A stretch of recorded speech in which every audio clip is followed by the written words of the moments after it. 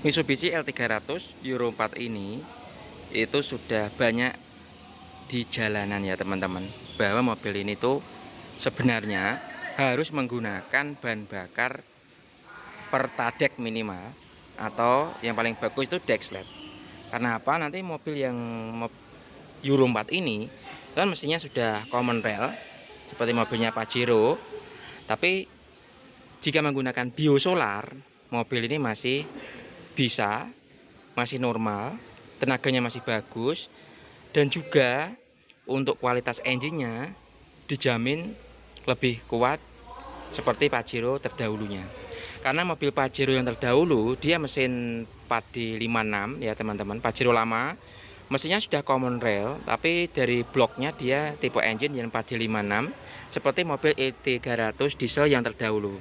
Namun dengan generasi terbaru all new Pajero Sport, mesinnya sudah 4N15 ya, yang Dakar tentunya yang terbaru, dia sudah common rail.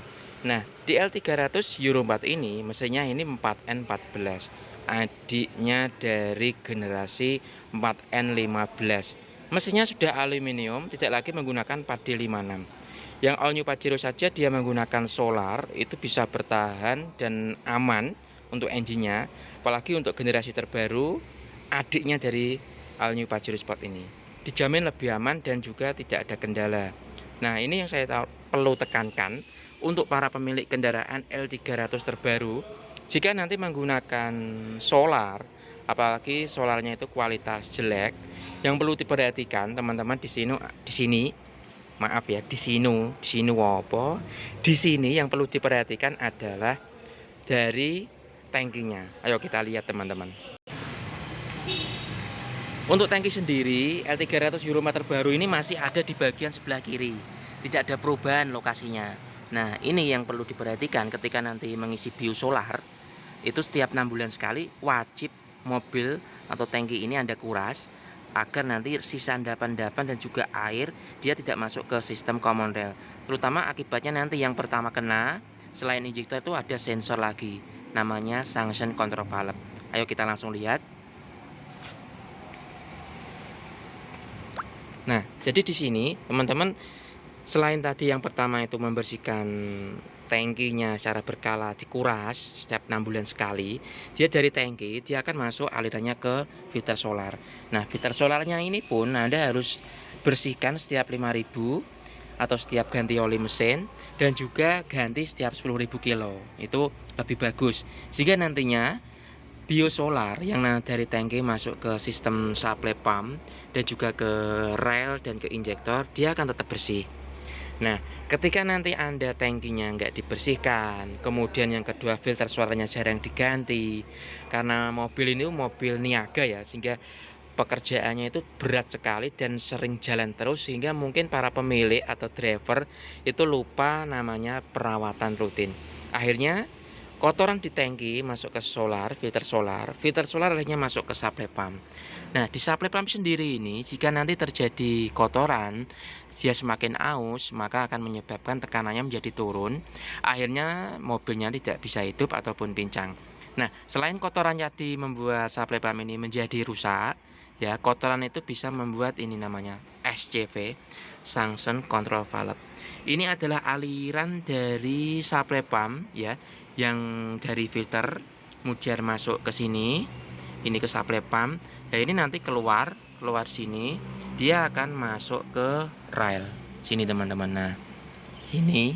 Nah, ini adalah tekanan sebelum dari suction control valve.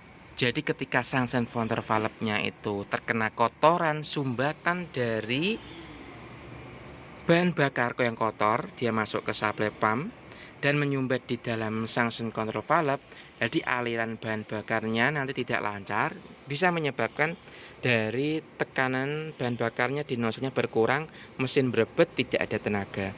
Jadi yang perlu diperhatikan nanti ketika mobil ini menggunakan biosolar, dijamin pasti sangat bisa sekali menggunakan biosolar.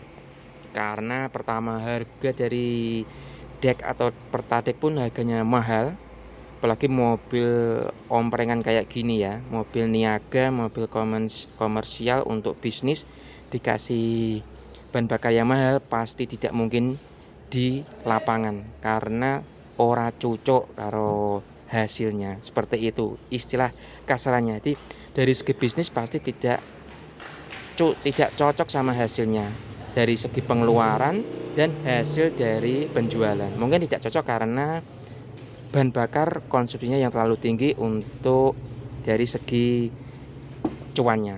Nah, makanya jika nanti pakai biosolar tetap bisa, agar tetap bisa aman, agar tetap awet mesinnya, lakukan tadi tangki, filter solar, kemudian jangan sampai SCV ini rusak, bisa menyebabkan ya, dan juga nanti injektornya. Salah satunya tadi 2 hal itu ya. Dari tangki 6 bulan sekali dikuras, filter solar kemudian dibersihkan setiap 5.000 kilo atau diganti setiap 10.000 kilo. Yang paling bagus lagi tambahannya nanti adalah dipasang double filter solar untuk kendaraan Mitsubishi L300 Euro 4 ini ya. Pasang double filter sehingga nantinya benar-benar yang tersaring dari bahan bakar dari tangki menuju sebelum masuk sini ya, dia akan masuk ke dalam tangki, kemudian double filter solarnya, baru ke filter solarnya, akhirnya dia akan masuk ke sistem bahan bakar. Dengan adanya double filter solar, maka saringan yang kotor akan disaring terlebih dahulu, kemudian saringan halus akan disaring dengan hal yang utama sini, baru nanti yang saringan setelah ini masuk ke supply pump dan akhirnya tidak ada kendala di mesinnya. Jadi untuk para pemilik kendaraan Mitsubishi L300 ini yang sudah mulai ada di banyak jalan ya. Jadi silahkan bisa diisi solar dengan melakukan hal-hal yang tadi sehingga nantinya mobil Anda tidak ada kendala. Terima kasih. Demikian informasi mengenai seputar L300 Euro 4.